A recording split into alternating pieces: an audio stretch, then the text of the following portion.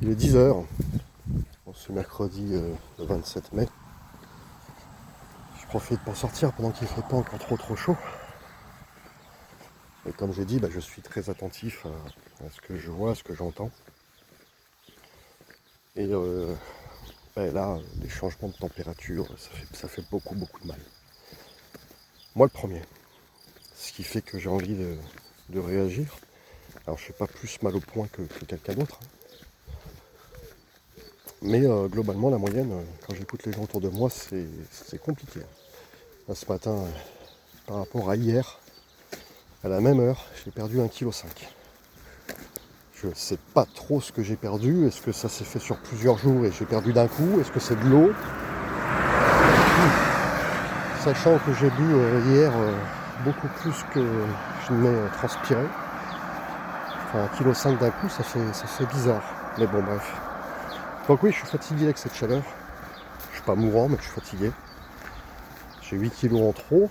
C'est pas excessif, mais à croire que pour ma corpulence, c'est beaucoup. Une chose, on en amène une autre, comme d'habitude sur ma chaîne. Ce matin, j'écoutais Schopenhauer. Je vous mettrai le lien dans la description.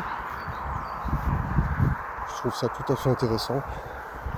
Alors bon, cette chaleur, elle a un défaut grave, c'est que j'arrive quand même pas à aller à la salle, même le matin. Là, je pense que je suis encore trop lourd, trop gras peut-être. Et Schopenhauer disait que on peut pas changer les gens. Là, ils ont repeint leur portail.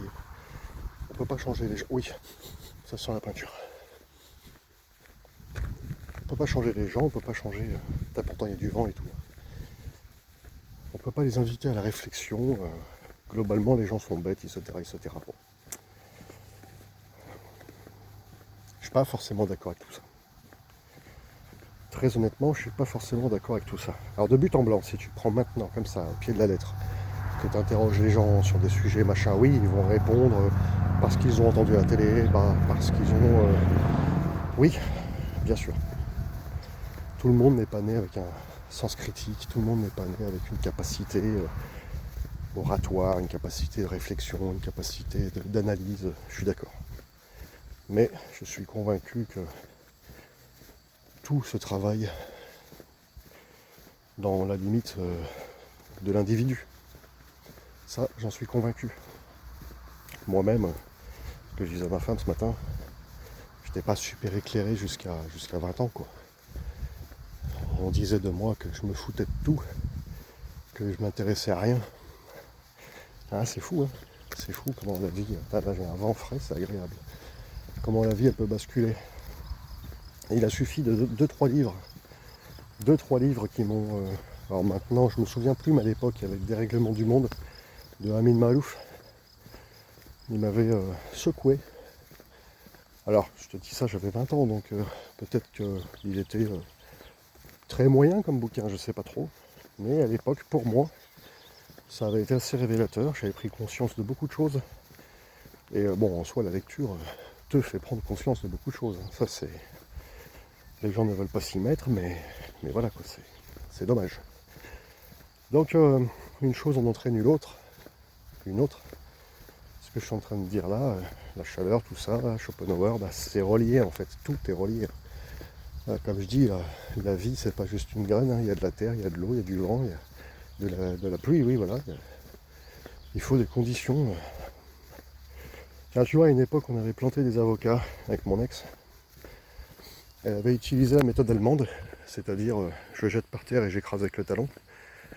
Il plantait les patates comme ça, les pommes de terre pendant la guerre.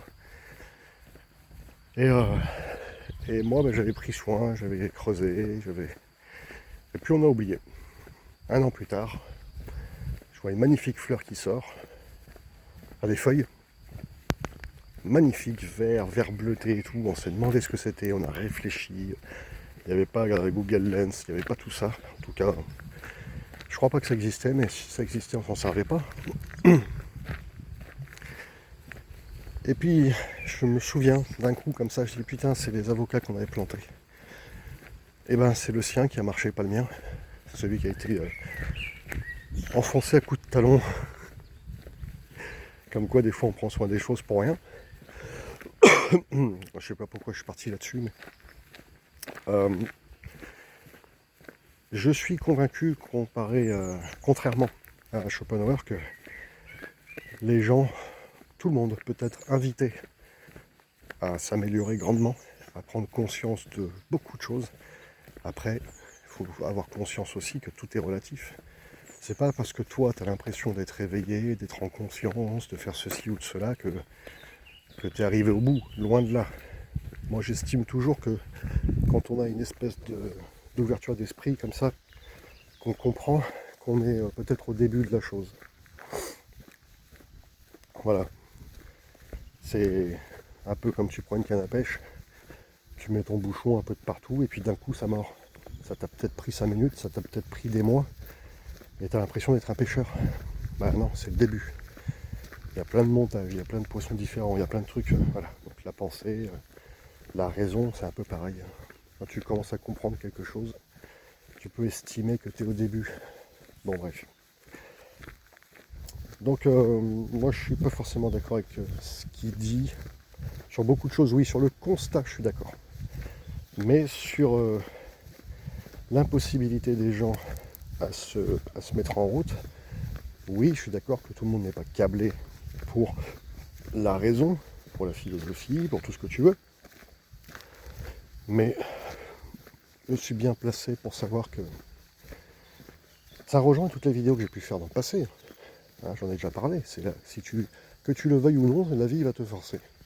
Je l'ai déjà dit, hein, que tu le veuilles ou non. Par exemple, tu veux pas te comporter mieux, tu veux pas arrêter de boire, tu veux pas arrêter de fumer, tu veux pas, j'en sais rien, tu vois. Moi, je suis en plein dedans avec la cigarette. Au bout d'un moment, la vie, elle va pas te laisser le choix. Tu veux pas, la vie, elle va te dire, bon, bah, t'as pas le choix. Elle va te mettre un cancer, elle va te faire perdre quelqu'un, elle va faire en sorte que tu te réveilles d'une manière ou d'une autre. Alors, bien sûr, avant, la vie t'envoie des signes. Là, j'en ai une, j'en connais une. Elle fume énormément, énormément. Et je lui ai dit, fais attention, elle a déjà plus de dents. Hein. Elle a déjà plus de dents, elle a la peau complètement... je sais pas comment on dit, la peau tannée. Non, ça c'est la peau tannée par le soleil. La peau abîmée par la cigarette, quoi. Et je lui ai dit gentiment, je lui ai dit, bah tu sais, tu peux déjà diminuer. Tu vois, voilà, moi c'est un truc que j'avais fait. Mettons, tu te sors 5 cigarettes et que tu te dis, bon, je fume que ça aujourd'hui. À toi de les espacer dans la journée pour que, voilà. Elle me dit, oh non, j'ai aucune volonté, machin. Bon, bah, ok, d'accord. Je suis pas là pour la forcer. Je l'invite à la réflexion. Je lui dis, bah tu sais, après tu dors mieux. Moi je suis passé de 10 à 5 déjà. Tu dors mieux, tu respires mieux, tu es plus en forme, etc. Ah ouais, bon. Donc, au bout d'un moment, bah, c'est un cancer. Au bout d'un moment, c'est une tumeur. On n'arrive plus à respirer, on n'arrive plus. Donc la vie, d'une manière ou d'une autre, te force à changer ton fusil d'épaule. Mais elle t'envoie avant des signes. Comme, désolé, mais le fameux connard. Ah, le fameux connard, il n'a pas découvert du jour au lendemain que c'était un connard. On lui a toujours dit d'une certaine manière. Voilà, quand tu es détesté dans une entreprise, quand tu es détesté de, je sais pas moi, de tes amis, qu'on te fait comprendre régulièrement ça va pas, t'es têtu, t'es une tête de mule. Bon, on te l'a pas dit qu'une seule fois. On te l'a dit un paquet de fois. Et puis un beau jour, t'as ton mec qui part. Ou ta nana qui te quitte. Voilà. C'est-à-dire qu'on t'a envoyé des signes. La vie a fait en sorte de t'envoyer des petites choses comme ça. Attention. Et toi, t'as refusé d'écouter. Tu t'es pas rendu compte. Peu importe. Et boum. Au bout d'un moment, la vie, elle dit, bon, il veut pas de lui-même. Eh ben, on va lui mettre une épreuve qui sera à la hauteur de ce qu'il peut supporter. Je fais un petit parallèle avec la religion, hein, mais on s'en fout. Et puis voilà. Comme il n'a plus le choix, il n'a plus le choix. La manière douce n'a pas marché, on va essayer la manière forte.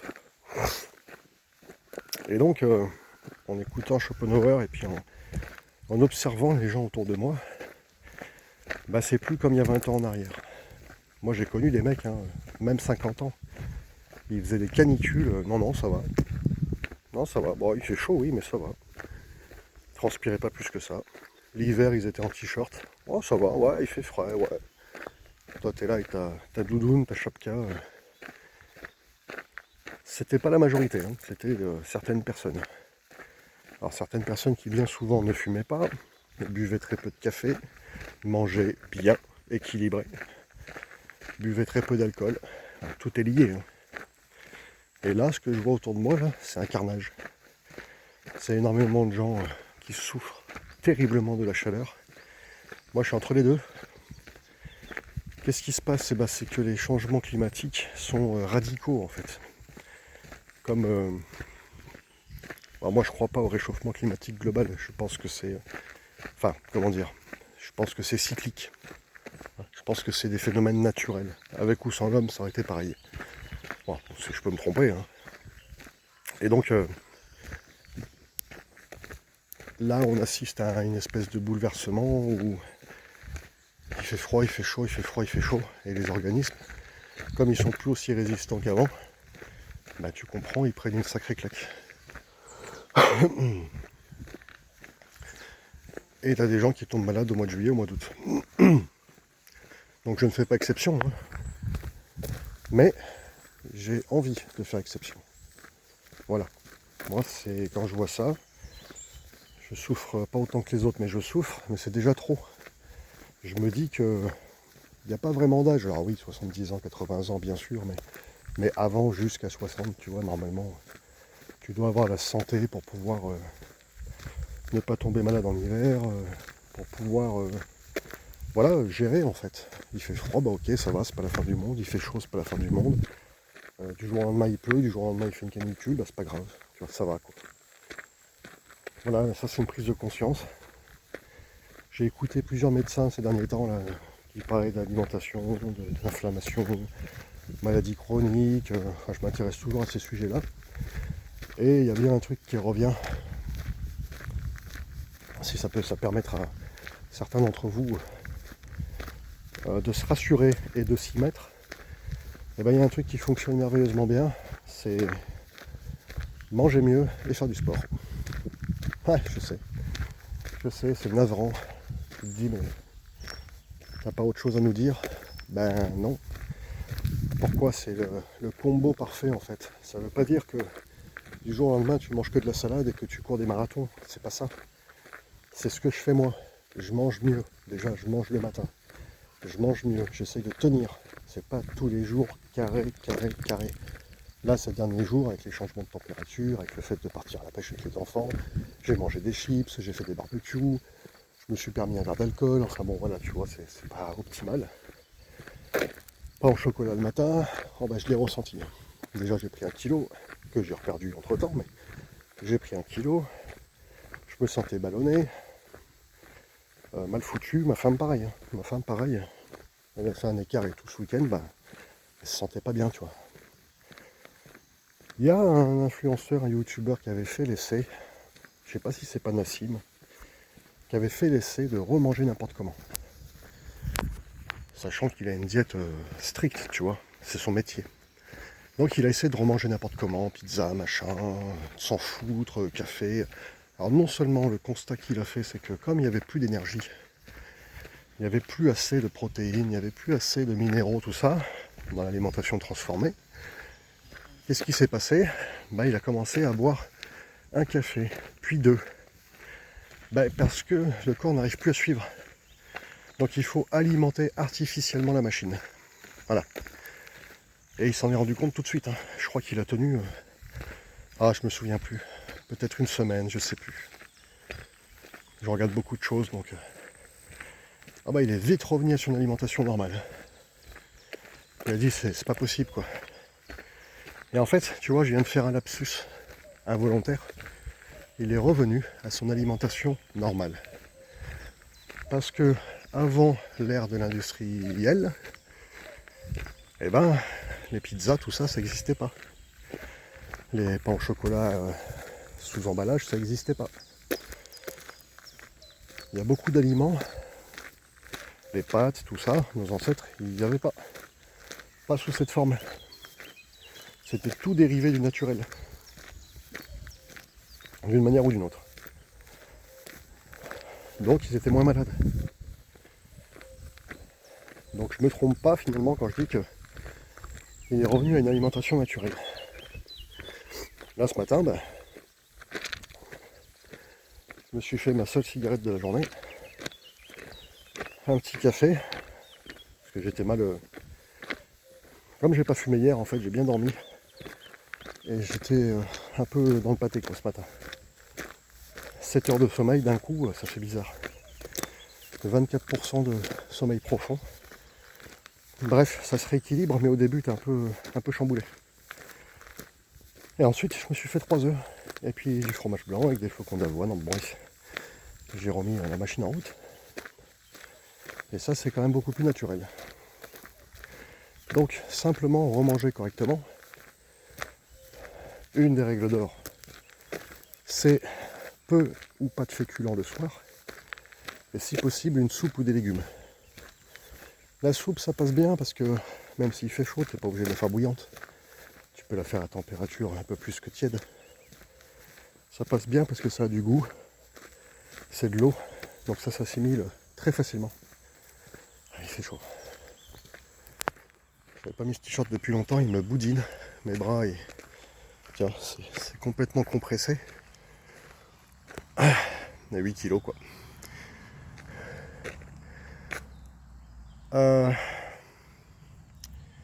Et c'est cool une soupe finalement. C'est assez cool, c'est un truc qu'on a oublié, mais nos ancêtres ils utilisaient beaucoup ça. Beaucoup ça. Dans toutes les cultures du monde. Donc peu ou pas de féculents le soir. Hier je me suis fait 100 grammes de riz, une boîte de maquereau, et bon un peu de chips parce que j'avais encore un petit peu faim, mais c'est pas la fin du monde. Et le fait d'avoir une activité physique, un truc que je ne répéterai jamais assez, peut-être que je l'ai déjà dit dans une vidéo, parce que je sais que je l'ai dit, mais je ne sais pas si je l'ai posté. Va dans une salle. Peu importe, judo, karaté, machin, vas-y. Si tu en as envie, si tu as un début, un soupçon d'envie, vas-y. Tu dis voilà, je viens regarder. Si t'es pas à l'aise, si t'as peur, si peu importe, on s'en fout, trouve-toi toutes les excuses que tu veux, vas-y. Tu peux même assister à 10, 15, 20 cours comme ça, il n'y a pas de problème. Personne ne va t'en vouloir.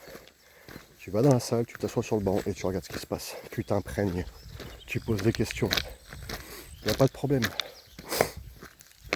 Je veux dire, il y a beaucoup de parents qui viennent voir leurs enfants, qui sont assis comme ça sur le banc pendant 1 an et qui ne sont jamais montés sur un tatami. Voilà. Ou dans une salle de boxe ou autre. Il faut y aller. Il faut se bouger. Il faut sortir de son canapé et dire voilà, je vais voir ce que ça donne. Je vais voir. Peut-être que ça ne m'intéressera pas. Peut-être que c'est une image que j'avais, puis finalement... Et peut-être que ça va être le contraire. Peut-être que toi, tu vois des choses sur YouTube, aux Jeux Olympiques, et tu te dis j'aimerais bien, mais c'est tellement dur, c'est tellement compliqué. Là, le fait d'y aller, tu seras devant le fait accompli.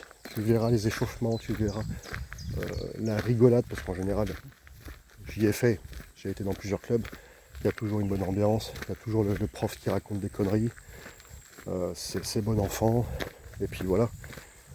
Et ça donne envie. Et après, on se dit, tiens, je veux bien emprunter un kimono, mais y aller doucement, je suis pas à l'aise. Et voilà. Mais il faut sortir, il faut y aller. Donc voilà, ça peut être aussi une salle de fitness. Tu as droit à des cours d'essai. Tu y vas, tu dis, voilà, je voudrais faire un essai, je voudrais voir comment ça se passe. J'ai jamais mis les pieds dans une salle de sport. Et les gens, ils sont payés pour ça. Chaque fois que je vais à la salle, il y a de plus en plus, d'abonnés, c'est incroyable. Dans la petite ville où je suis, c'est vraiment une petite ville. Hein. La coach, j'ai discuté avec elle l'autre jour, elle m'a dit que dans la salle de sport où on est, c'est une petite ville, hein, il y a 500 abonnés. Je pensais qu'il y en avait 200 au bout du bout, tu vois. À chaque fois que j'y suis, donc j'y suis pas H24, hein, j'y suis 1h30, 3-4 fois par semaine quand tout va bien. Il y a des gens qui viennent s'inscrire. C'est incroyable. Incroyable. J'ai jamais vu ça ailleurs. T'as des gens qui viennent s'inscrire. Bah oui, on se rapproche de juillet-août, donc les gens ils veulent perdre 20 kilos en 15 jours. On est toujours dans le même schéma. Il n'y a personne qui t'exploite. Il n'y a personne qui te prend ton argent. Les gens ils viennent au dernier moment. Tant pis pour eux. Tu comprends? C'est pas de la faute du coach, c'est pas de la faute de la salle de sport. Eux, si tu veux, tu viens acheter une voiture, ils te vendent une voiture. Tu viens pour une Peugeot ou pour une Ferrari, bah, ils te vendent une Peugeot ou une Ferrari. C'est pas plus compliqué que ça. Parce que combien de fois j'ai entendu des gens, ouais, ils t'exploitent et tout, ils te vendent du rêve, mais pas du tout. Ils te vendent un programme que tu es venu chercher. Si toi tu ne respectes pas le programme, c'est ton problème. Parce qu'il y en a qui respectent le programme, hommes et femmes, et ça fonctionne très bien. Et ils sont satisfaits, ils ont une santé de fer, ils ont une musculature qui leur plaît, un physique qui leur plaît, une force qui leur plaît, etc. etc. À choisir, si quelqu'un me demandait qu'est-ce que je peux faire comme sport dans ma vie, judo, machin, truc bidule, ah, je te dirais fitness, t'emmerdes pas. Voilà, franchement, parce que tu mets pas ton corps en danger, parce que, voilà. Mais bon, on n'est pas dans le domaine d'apprendre à se défendre, on est dans le domaine de qu'est-ce que je fais comme sport pour démarrer. Bah, c'est de fitness, puis voilà. Donc à chaque fois que j'y suis, il y a des gens qui viennent s'inscrire. Et la coach, ou une autre coach, peu importe, eh ben, elle fait le tour des machines, elle lui explique, voilà, les tarifs, les abonnements, comment ça se passe, telle machine c'est pour ça, tel truc c'est pour ça. Et t'as toujours le même visage, c'est marrant ça, t'as toujours le même visage de ces personnes qui regardent autour d'elles, qui déboulent pour la première fois dans une salle de sport, et tu vois sur leur visage en fait, c'est presque ici à marquer, moi je vais y arriver, tu vois, je suis meilleur que les autres. Je viens, et vous allez voir. Sauf que dans la réalité, le corps il met un peu plus de temps que ça à se transformer. Il faut de la rigueur. Si tu manges mal, bah, ça ne change pas grand chose. Tu peux faire du sport pour pas grand chose. Et voilà, et voilà. Avant de finir et de revenir sur Schopenhauer, tous les médecins que j'ai écoutés, y compris ceux que j'ai vraiment rencontrés, bah, ils t'expliquent cette chose simple. Si tu manges correctement, déjà tu redonnes de la pêche à ton organisme. Si tu remanges un peu de légumes, si tu manges moins de féculents, etc. Bref, tu fais ce qu'on appelle un rééquilibrage alimentaire. C'est tout le corps déjà qui te remercie. Ça va déjà aller mieux. Même sans rien faire, ça va aller mieux. Mais le corps humain, c'est une machine. Il absorbe, il vidange, les cellules changent, elles se régénèrent, etc. etc. Tu vois, c'est un truc hyper complexe. Et le sport va accélérer en fait ça. Voilà. Le fait de faire fonctionner les poumons, le cœur, les muscles, tout ça, ça va accélérer le processus. Donc automatiquement, si tu manges mieux, mais un peu mieux, et que tu fais une activité physique, mais même si c'est 3 fois par semaine à 45 minutes, à faire un petit peu tous les machines sans forcer, eh ben ta santé va faire ça en fait. Il n'y a pas de... C'est automatique. Il n'y a pas le choix. Alors ça dépend de ton état physique. C'est sûr que si tu as un cancer, si tu es en obésité morbide, si bah, ça va prendre plus de temps que quelqu'un d'autre. C'est normal. Je regarde si j'ai pas de message. Ça n'a pas l'air. Donc voilà, la cigarette c'est pareil, dès que tu arrêtes, les dents elles blanchissent très vite. Il y a plein de choses comme ça. À moins que tu aies attendu que tes dents soient déjà noires. Hein, faut pas déconner. Si tes dents elles sont déjà foutues, ça va être compliqué de les rendre blanches. Et moi je sais qu'à chaque fois que j'arrête, elles redeviennent vite blanches. Donc voilà. Les addictions c'est pas cool.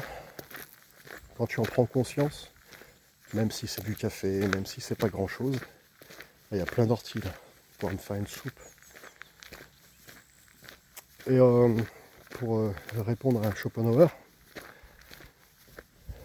je pense personnellement que, en fonction de ma propre expérience avec l'humain et de la mienne, si tu veux ouvrir la conscience de quelqu'un, il faut aller le chercher sur le terrain qui dérange le plus. Parce que une personne qui a une vingtaine d'années, qui est en pleine possession de sa santé, qui va en boîte de nuit, qui fume, qui boit, qui se drogue peut-être. Alors quand je dis qu'il se drogue, hein, c'est cannabis, hein, c'est voilà. Ben, cette personne-là, tu pourras lui dire tout ce que tu veux, les avertissements, les machins, elle n'écoutera jamais. C'est normal, parce que la santé est tellement forte qu'elle ne peut pas comprendre. Par contre, quelqu'un qui a déjà une problématique assez handicapante, financière, alcool, tabac, drogue. Ben, je pense que lui, Schopenhauer nous expliquait que tu peux pas parler avec des gens stupides, que la plupart des gens sont bêtes. Je pense que la plupart des gens,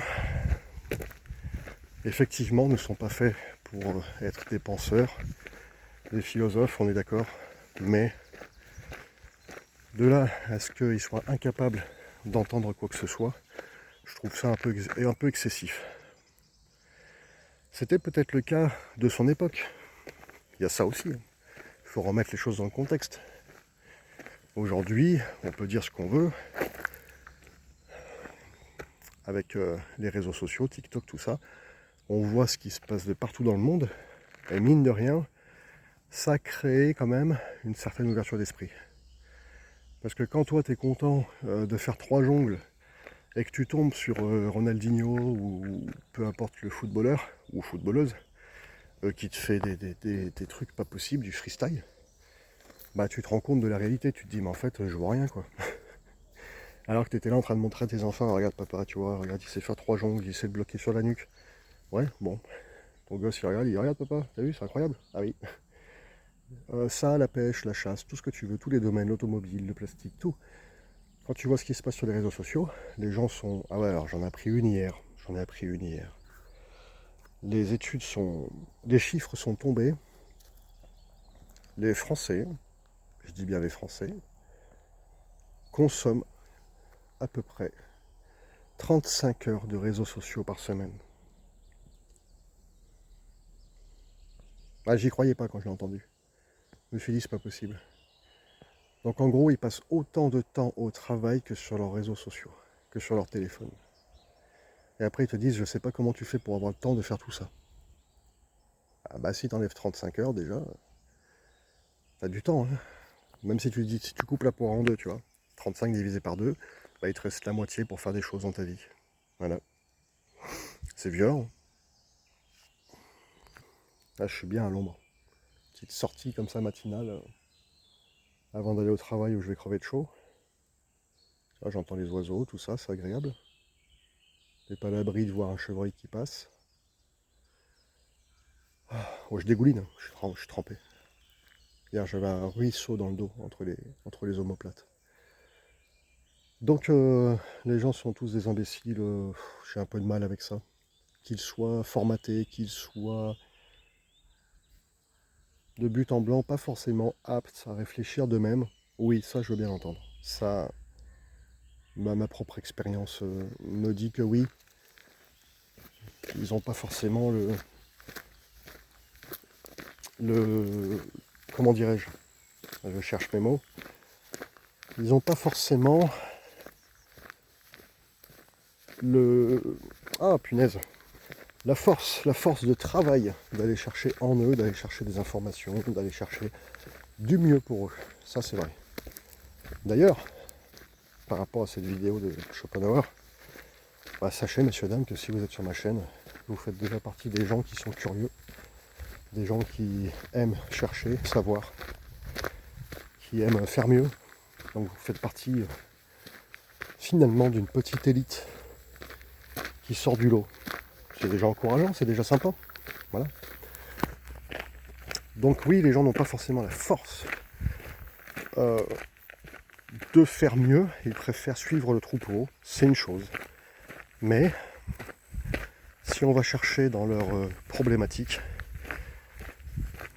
et qu'on arrive à trouver des mots, ben je pense que un changement chez quelqu'un, c'est-à-dire, j'en ai connu des tonnes et des tonnes, hein, des gens qui avaient arrêté de fumer, des gens qui avaient arrêté de boire, des gens qui s'étaient remis aux études, bref, des gens qui étaient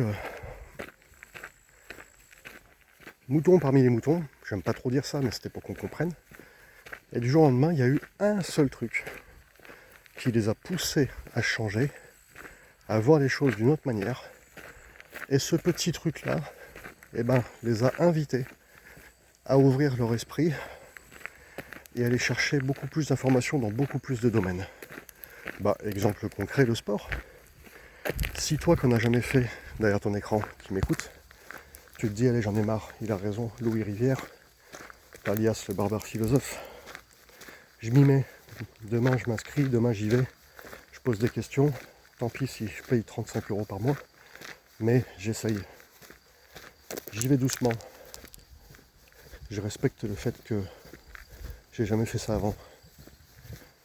Et ben, beaucoup de gens qui commencent comme ça peuvent arriver à se dire tiens, et si je continuais à perdre du poids ou à prendre du muscle, et si j'essayais un semi-marathon, si j'essayais un petit trail là dans les montagnes, 8 km, ah, ça va, je vais prendre l'air, c'est dans les montagnes, tu vois, mi-saison, ah ouais, ça me dit bien ça, pourquoi pas. Et puis 2 ans après, si je faisais un marathon, bon, tu vois, c'est une idée.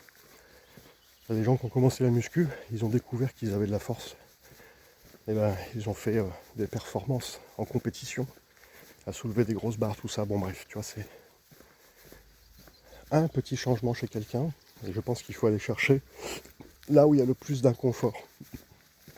Là où finalement, j'aurais dû commencer par ça, là où finalement la personne n'arrive plus à s'en sortir. Tout simplement. Il va y avoir un moment donné où la personne va ne plus arriver à s'en sortir dans un domaine.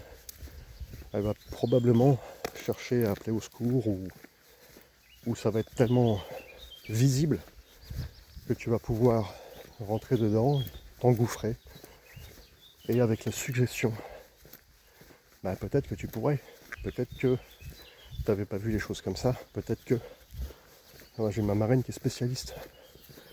Au lieu de t'accuser, de te juger, elle te dit peut-être que tu n'avais pas vu ça comme ça avant. Putain, ça change tout. Ah oui, c'est vrai que t'as envie de lui dire non mais me prends pas pour un con. Je savais ce que je faisais, je le faisais quand même. Mais la suggestion, c'est poli, c'est courtois, c'est plus agréable. Et voilà comment on transforme des gens a priori bêtes. Parce que j'ai vu tellement de changements chez tellement de gens. Tellement de personnes qui étaient de parfaits inconnus. Qui écoutaient la télé, qui ne cherchaient pas à comprendre. Il y a eu un déclencheur. Et ils ont changé radicalement. Ça a pris des semaines, ça a pris des mois, ça a pris des années. Et pourtant, on aurait pu dire que ces personnes étaient bêtes, irrattrapables. C'est là où je veux en venir. Peut-être qu'il faut laisser la chance aux gens. Mais là, la société actuelle, elle fait tout pour pas te laisser la chance. La société actuelle, elle fait tout pour te rendre abruti. Donc c'est très compliqué. Comment tu veux t'en sortir quand tu n'es pas câblé pour réfléchir par toi-même et que la société te rend imbécile. Donc voilà, je ne serai pas aussi dur que Schopenhauer. Je dirais que on ne donne pas la chance aux gens. La société est dure. Elle est faite pour enfermer les esprits. Donc les plus faibles d'esprit restent enfermés, tout simplement. Moi je ne pense pas que les gens soient bêtes. Je pense qu'ils n'ont pas leur chance. Et quand la chance est donnée, quand tu as quelqu'un en face de toi qui est, on va dire, un enseignant, quelque chose comme ça, qui prend le temps, qui n'est pas là pour te rentrer dedans, tu vois, je t'avais dit, t'es qu'une merde. Non, personne n'est parfait. Moi aussi, je passais par là, patati, patata. Et là, on peut changer les gens de manière spectaculaire. Voilà, c'est à peu près tout ce que je voulais dire. Mais je pense qu'il faut chercher la faille. Quand quelqu'un en a une grande ouverte, tant que les gens sont forts, tu pourras rien faire. C'est foutu. Parce qu'ils ont une carapace de solidité. Moi je suis fort, moi je suis grand, moi je suis beau, moi je suis intelligent. C'est mort, tu pourras pas rentrer, tu pourras pas les changer.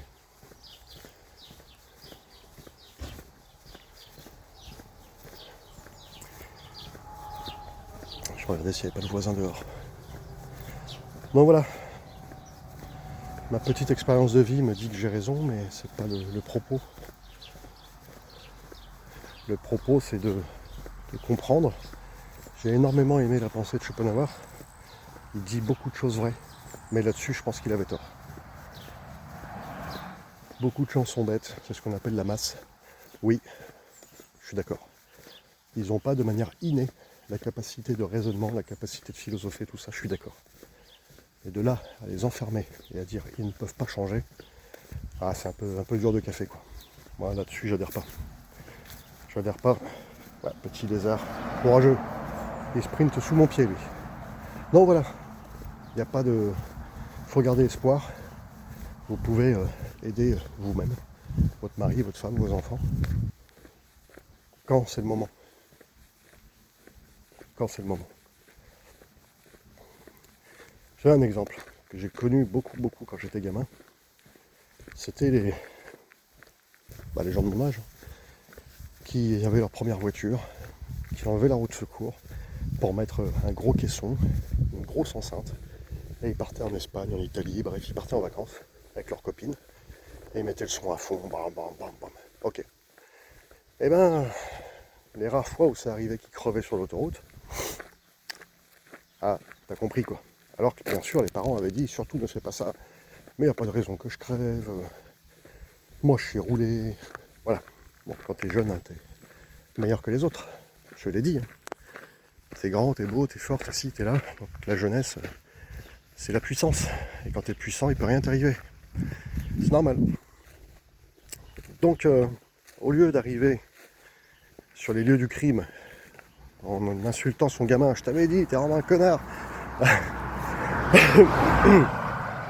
De dire avec le sourire, voilà, je t'avais prévenu. C'est de logique. Et il y a plein de choses logiques comme ça dans la vie qu'il faut simplement prévoir, etc. Bon. Je suis arrivé à destination. Mais voilà, les gens ne sont pas figés dans la bêtise. Tout peut changer. Tu vois, il y a 2 mois en arrière, j'avais même pas de boulot. J'étais dans une galère financière pas possible. Aujourd'hui, je suis embauché. Bon, tu vois, c'est tout qui peut basculer. Aujourd'hui, je suis ici avec ma femme. Demain, je suis peut-être avec quelqu'un d'autre. Voilà, c'est les enjeux de la vie. Rien n'est figé, rien n'est... Demain, la France est libérée. Peut-être que demain, elle sera juive ou musulmane ou bouddhiste. Voilà, on ne sait pas. On ne sait pas. Il faut s'adapter. Il faut faire avec. Il faut fuir quand c'est le moment. Il faut se battre quand c'est le moment. Etc. Et aussi profiter de ce qu'on a. Ça aussi, je le répéterai jamais assez, mais c'est un truc qui est un peu dur. Hein. Profiter de ce qu'on a. Les gens ne savent pas faire ça. Ils se rendent pas compte. C'est une fois qu'ils ont perdu, qu'ils se disent oh là là, si j'avais su. Finalement, j'étais bien avec ce mec, j'étais bien avec cette femme, j'étais bien dans cette maison, j'étais bien dans ce travail. Ouais, essaye de te poser 5 minutes au lieu de scroller. Tu te lèves le matin, tu peux te faire ton petit café, ton petit déj, peu importe.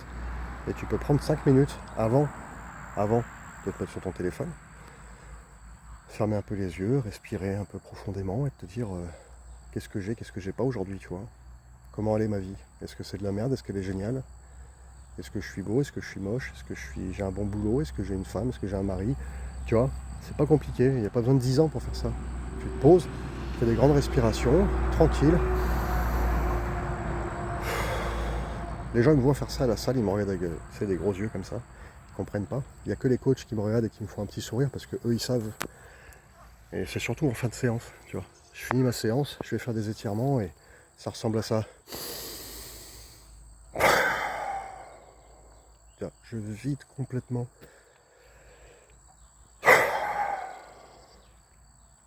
Ça fait un bien incroyable. Tu relaxes tout.